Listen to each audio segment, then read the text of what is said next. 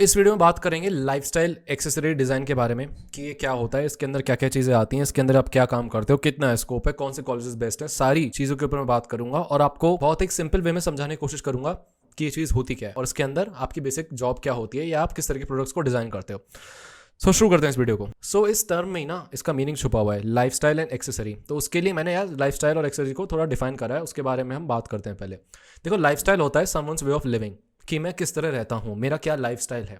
ठीक है, किसी का लाइफस्टाइल कुछ भी हो सकता है, आपका डिफरेंट हो सकता है, मेरा डिफरेंट हो सकता है, किसी और का डिफरेंट हो सकता है। अब यह किसी के रहने का तरीका कि बहुत सारी चीज़ों पे एक्चुअली डिपेंडेंट होता है कि मेरा फैमिली बैकग्राउंड क्या है, या मैं दुनिया के किस कोने में हूँ या कहाँ पैदा हुआ हूँ, मेरे पास पैसा कितना सारा है। तो मैंने यहाँ पे कुछ चीज़ें लिखी हैं जैसे culture, social environment, social economic status क्या है, मेरे पर्सनल प्रेफरेंसेस क्या है। फॉर एग्जांपल यहाँ पे आप पर्सनल प्रेफरेंस देख सकते हो इंसान का कि मिनिमलिस्टिक काइंड ऑफ लाइफस्टाइल है, या यहाँ पे आपको हेल्दी लाइफस्टाइल दिख रहा है। अब बात करते हैं एक्सेसरी की। एक्सेसरी की मैंने डेफिनेशन यहाँ पे लिखी है, items that are used to enhance appearance, usefulness और फंक्शनैलिटी ऑफ अनदर ऑब्जेक्ट। मतलब कि एक्सेसरी एक ऐसी चीज़ है जो कि अपने आप में कोई इतनी वैल्यू नहीं रखती, लेकिन जब वो उस मेन ऑब्जेक्ट के साथ मिल जाती है या उस मेन ऑब्जेक्ट के साथ यूज करी जाती है तो उस मेन ऑब्जेक्ट की फंक्शनैलिटी को बढ़ा देती है या उसको मोर यूजफुल बना देती है, या उसके आपकी प्रोडक्टिविटी हो सकता है इंक्रीज कर दे, आपको सुंदर बना दे। अगर वो फंक्शनैलिटी पे भी एक्सेसरी काम नहीं कर रही तो हो सकता है वो उस ऑब्जेक्ट की एस्थेटिक ब्यूटी पे काम कर रही हो, उसको और सुंदर बना रही हो। फॉर एग्जांपल ज्वेलरी, तो यहाँ पे कुछ मैंने ऐसी की फोटो डाली है जैसे कि ये बुक होल्डर टाइप्स है।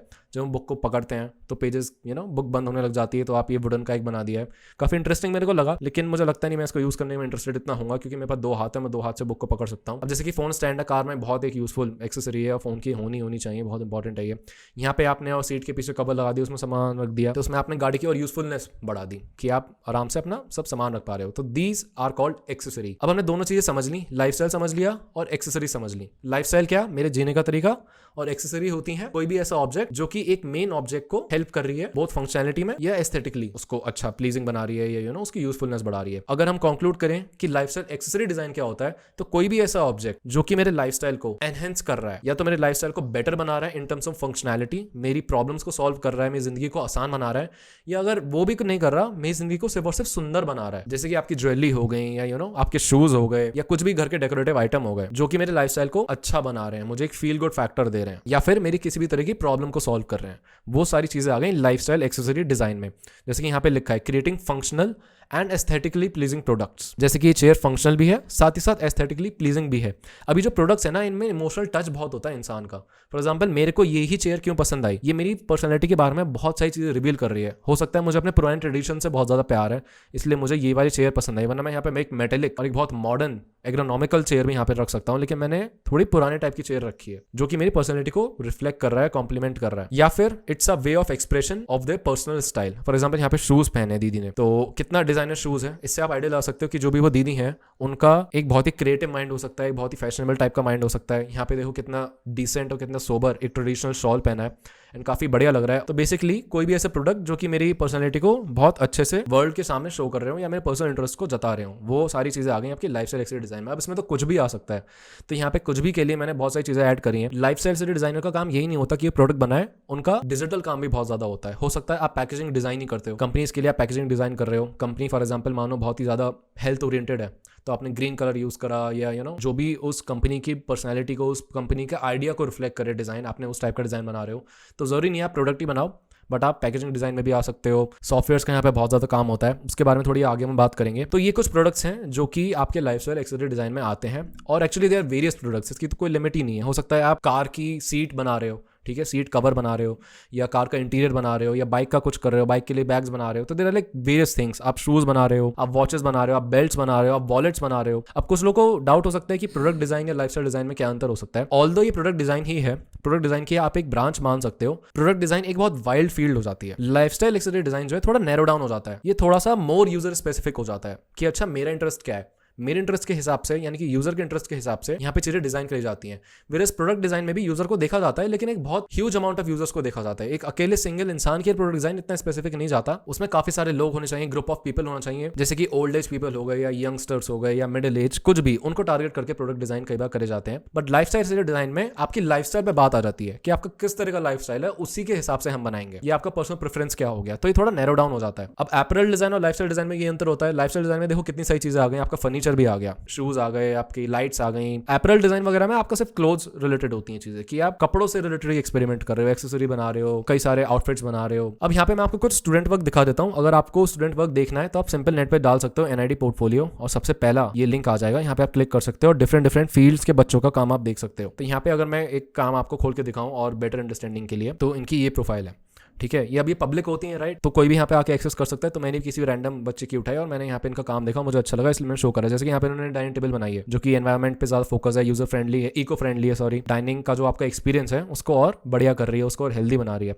अब यहाँ पे इन्होंने बैग्स बनाए हैं, तो आप खोल के देख भी सकते हो कि इंसान ने कितनी रिसर्च करी है, कितना काम करा है, कितने प्रोटोटाइप्स बनाए हैं, तब जाके उन्होंने एक ही बैग क्रिएट करा है जो कि एक मेरी पर्टिकुलर प्रॉब्लम को सॉल्व कर रहा है। यहाँ पे आप आके पढ़ सकते हो कि क्या ब्रीफ है, क्या ब्रीफ नहीं है। अब यहाँ पे फिएट कैफे बनाया इन्होंने, जो कि फिएट आपकी कंपनी है कार की, जो कि कार मैन्युफैक्चर करती है, उनके कैफे बनाए हैं। फॉर एग्जाम्पल ऑफिस में कैफे हो सकते हैं, या जो भी शोरूम हो गया वहाँ पे कैफे हो सकते हैं। तो यहाँ पे किस तरह का फर्नीचर होगा, किस तरह का सिटिंग अरेंजमेंट होगा, तो आप यहाँ पे देख सकते हो एक कार का इन्होंने वो बनाया, सोफा बनाया। तो देयर लाइक वेरियस थिंग्स जो कि लाइफस्टाइल एक्सेसरी डिजाइन वाला करता है। इन्होंने यहाँ पे ये ज्वेलरी टाइप से भी चीजें बनाई हैं, और चीजें बनाई हैं, आप जाके एक्सप्लोर कर सकते हो। सिंपल आप NID पोर्टफोलियो डालो, ये लिंक खुल जाएगा, और जितने बच्चों को आपको पोर्टफोलियो देखना है उतने बच्चों को आप देख सकते हो, उनका पोर्टफोलियो आप चेकआउट कर सकते हो। उससे आपको एक बेटर आइडिया मिलेगा कि अच्छा इसमें काम और क्या क्या करा जाता है। अब बात करते हैं कि LED में आप सीखते क्या हो, आप करते क्या हो, आपकी बेसिकली जॉब क्या होती है एज अ स्टूडेंट। तो ऑब्वियसली आपकी डिजाइन थिंकिंग सबसे पहले यहाँ पे लगेगी। अगर आप पेपर क्रैक करके आ रहे हो यूनिवर्सिटी में तो आपकी डिजाइन थिंकिंग होगी, बट कॉलेज में और ज्यादा आपकी अच्छी हो जाए design thinking. User centred design पे बहुत ज्यादा मेन फोकस रहता है। Material selection and product techniques में आपको काफी ज्यादा एक्सपोजर मिलेगा। फॉर एग्जाम्पल बहुत डिफरेंट तरह के आपको मटेरियल्स के साथ काम करने का मौका मिलेगा, and different types of production techniques आप सीखोगे। फॉर एग्जाम्पल यहाँ पे 3D प्रिंटिंग है,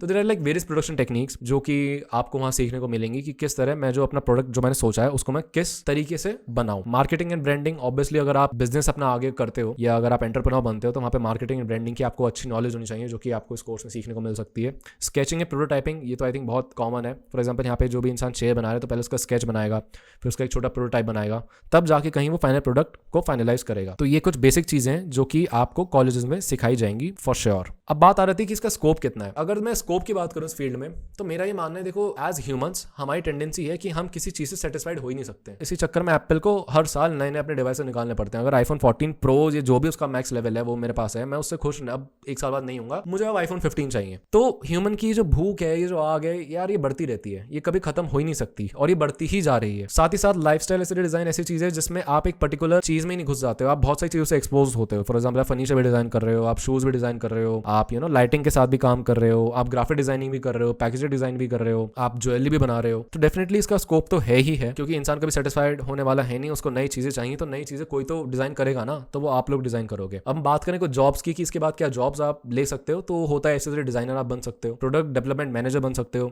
जैसे कि अगर आप प्रोडक्ट को डेवलप कर रहे हो, प्रोडक्ट बना रहे हो, तो आप उस पूरी प्रोसेस को मैनेज कर सकते हो कि किस तरह प्रोडक्ट बनेगा, कौन सा मटेरियल यूज होगा, क्या जो भी प्रोडक्ट बना वो एंड यूजर को सेटिस्फाई कर रहा है कि नहीं कर रहा है। ट्रेंड एनालिस्ट एक जॉब होती है जहां पे आप ट्रेंड को एनालाइज करते हो। फॉर एग्जाम्पल फैशन ट्रेंड हो गया, उसको आप एनालाइज कर रहे हो कि फैशन आगे कहाँ जा रहा है, या फ्यूचर में किस तरह के और डिजाइन बनेंगे, उस तरह के आप प्रोडक्ट्स को बना सकते हो। या सिंपल आप एंटरप्रेन्योर बन सकते हो, अपना काम चालू कर सकते हो। और एक और चीज होती है यार, जब आप कॉलेज में चले जाते हो ना, तब ये तो मैंने आपको बहुत बेसिक जॉब्स बता दी, जरूरी नहीं है कि आप ये बनो। हो सकता है आपका माइंडसेट चेंज हो जाए, हो सकता है आपको एक पर्टिकुलर नीश ही पसंद आ जाए, हो सकता है आपका नहीं मैं तो सिर्फ ज्वेलरी बनाऊंगी, मुझे बाकी सब चीज़ करनी ही नहीं, हो सकता है आप उसमें बहुत ज़्यादा स्पेशलाइज कर लो। हो सकता है आपका मैं सिर्फ फर्नीचर बनाऊंगा, या मैं सिर्फ लाइटिंग के साथ ही काम करूंगा, मुझे लाइटिंग से बहुत मजा आता है तो मैं लाइटिंग के प्रोडक्ट्स बनाऊंगा। कई बार ऐसा होता है हम सोच से कुछ और जाते हैं कॉलेज में, लेकिन वहां से निकल के हम कुछ और बन जाते हैं। तो ऐसा आप पर्टिकुलर तो नहीं सोच सकते, हाँ बस आप थोड़ा एक रफ आइडिया रख सकते हो कि मुझे ये करना है, बट वहां पे जाके बिल्कुल ओपन रहो, सब चीजों को एक्सपेरिमेंट करो, क्योंकि आपको कभी नहीं पता कब क्या चीज क्लिक कर जाए। अब बात करते हैं बेस्ट कॉलेजेस की। तो देखो बेस्ट कॉलेजेस आपके निफ्ट हो गया और एक NID हो गया, ये दो कॉलेज ऐसे हैं जिनको मैं फॉर श्योर रिकमेंड कर सकता हूँ एंड कह सकता हूँ कि okay these will be the best colleges for lad. दूसरे कॉलेजेस भी हैं, अच्छे भी हो सकते हैं, बट यार मैं उनको पर्सनली नहीं जानता, ना वहां पे कोई बच्चे हैं जिनके साथ मैं कांटेक्ट में हूं, तो मैं उनको रिकमेंड करने का रिस्क नहीं ले सकता। Just for the sake of video मैं आपको कोई से भी कॉलेज रिकमेंड नहीं कर सकता, क्योंकि उनके बारे में मेरे पास एफिशिएंट नॉलेज नहीं है।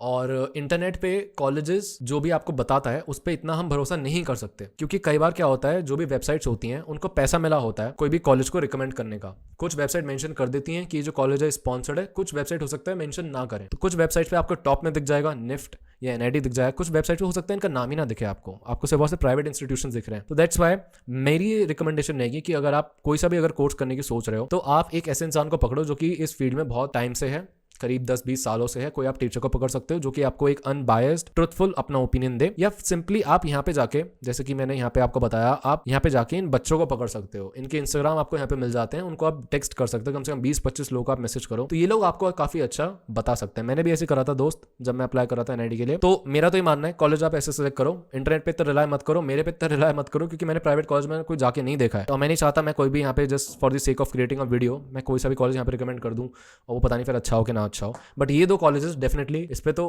कोई भी रिलाई कर सकता है, आप भी कर सकते हो, मैं भी कर सकता हूँ, और शायद आप इन दोनों कॉलेजेस की ही प्रिपरेशन कर रहे होंगे तभी आपने वीडियो को क्लिक करा होगा। So that's it for this video. I hope कि आपको थोड़ा आइडिया लगा होगा कि लाइफस्टाइल एक्सेसरी डिजाइन में क्या होता है। मेरे हिसाब से काफी बढ़िया फील्ड है, काफी सारे चीजों में आप काम कर सकते हो। बाकी आप और बच्चों को कॉन्टैक्ट करो, उनसे पूछो, वो आपको और बेटर आइडिया देंगे कि लाइफस्टाइल एक्सेसरी डिजाइन क्या होता है। जो एक्चुअल में वो बच्चे हैं उस फील्ड में, उनसे बेटर आपको और कौन बता सकता है, तो उनको कॉन्टैक्ट करो यार। So that's it for this video. I hope video अच्छी लगी होगी, एंड आपको क्या सजेशंस हैं, आपके क्या कमेंट्स हैं, आप नीचे कमेंट करके बता सकते हो। और कैसी वीडियोस चाहिए उसके ऊपर आप मेरे को बताओ और मैं कोशिश करूंगा उनके ऊपर वीडियोस बनाने की। तब तक के लिए मिलता हूं आपको नेक्स्ट वीडियोस में। Stay tuned, stay blessed and bye bye.